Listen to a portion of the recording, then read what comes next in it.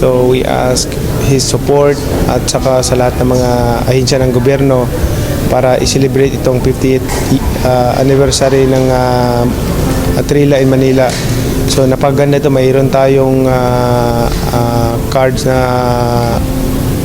World Championship na gaganapin sa October 29 bilang alaala at selebrasyon ng laban nung Muhammad Ali and Fraser. So ito yung at natuwa naman si Presidente, all out support naman siya. Maraming salamat.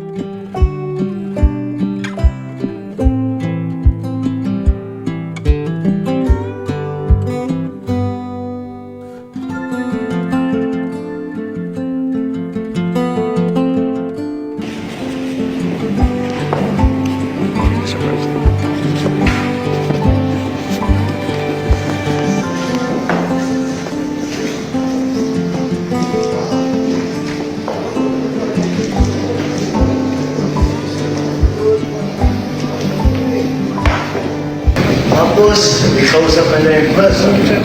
Put your hand up. Yeah. Something as a bus.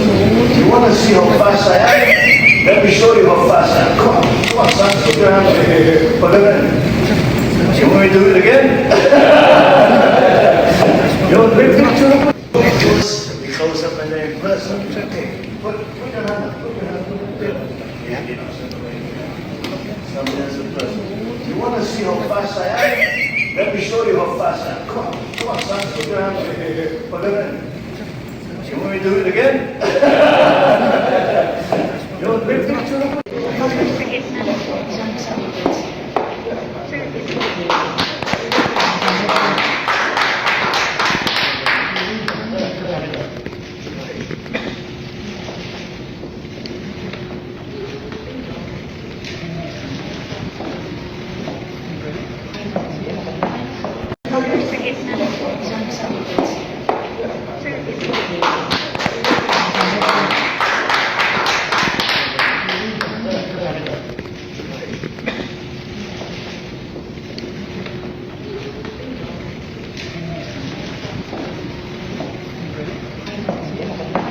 Umaga po. Ano yung purpose ng ating courtesy call kay Pangulo this morning? Nandito tayo para mag-present sa kanya yung WBC belt at saka yung gloves na regalo natin sa kanya. And present natin yung celebration ng Trila in Manila, 50th anniversary ng Trila in Manila. So we ask his support at saka sa lahat ng mga ahensya ng gobyerno para i-celebrate itong 50th anniversary ng Trila in Manila. So napaganda ito, mayroon tayong cards na World Championship na gaganapin sa October 29 bilang alaala at selebrasyon ng laban ng Muhammad Ali and Fraser. So ito yung natuwa naman si Presidente, all out support naman siya. Maraming salamat. Senator, nag-invite ba kayo kay Pangulo para makapanood ng Trila in Manila Part 2? At nagpaunlak ba siya? Yes, manonood siya. Interesado siya sa concept na yon. At ito ay magaganap sa October 29.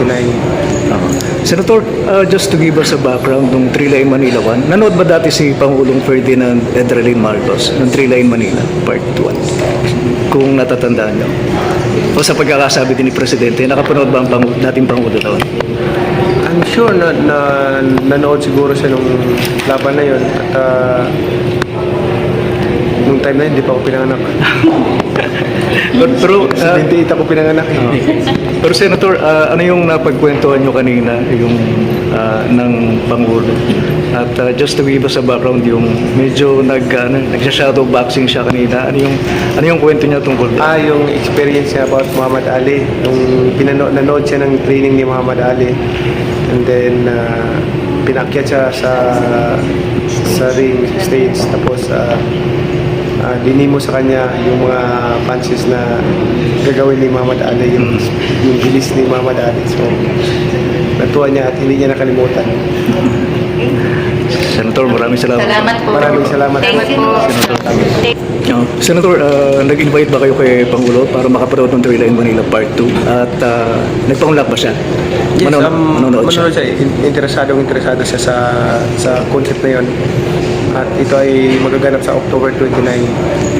Senator, just to give us a background ng Three Line Manila 1, nanood ba dati si Pangulong Ferdinand Edralin Marcos ng Three Line Manila Part 1? Kung natatandaan niyo.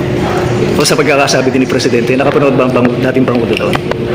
I'm sure na nanood siguro siya nung laban na yun. At nung time na yun, hindi pa ako pinanganak. Pero, 78 ako pinanganak. pero Senator, ano yung napagkwentuhan nyo kanina yung ng Pangulo? At just to give us a background, yung medyo nagsha-shadow boxing siya kanina. Ano yung kwento niya tungkol doon? Yung experience niya about Muhammad Ali. Nung nanood siya ng training ni Muhammad Ali. And then, pinakyat siya sa ring stage. Tapos, dinimo sa kanya yung mga punches na gagawin ni Muhammad Ali, yung bilis ni Muhammad Ali. So, natuwa niya at hindi niya nakalimutan. Senator, maraming salamat. Salamat po. Maraming salamat. Thank you. Senator.